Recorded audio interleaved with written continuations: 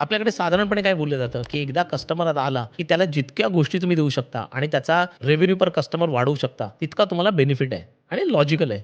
परंतु हे चॉईसेस देताना आपण ॲक्चुअली कधी-कधी आपलं जे ओरिजिनल प्रॉडक्ट आहे, त्याच्यापासून आपण दूर जातो आणि मल्टिपल चॉईस दिल्यानंतर बऱ्याच वेळा असं होतं, की कस्टमर काहीही न घेता परत जातो. त्यावेळी आपण त्याचा ARPU म्हणजे ॲव्हरेज रेव्हेन्यू पर युजर वाढवतानाच तो ARPU 0 तर होत नाहीये ना किंवा तो आपलं प्रॉडक्ट घेत नाहीये, अशा पद्धतीने जातोय का? हे विचार करणं अत्यंत गरजेचं आहे. McDonald'sसारखी मोठी कंपनी, McDonald'ने सुरुवातीला ज्यावेळी प्रॉडक्ट सुरू केलं, 3 प्रॉडक्ट फ्रेंच फ्राईज, बर्गर्स आणि कॉफी दॅट्स इट. या 3 प्रॉडक्टवरती चालू केलं, भन्नाट बिझनेस वाढवला.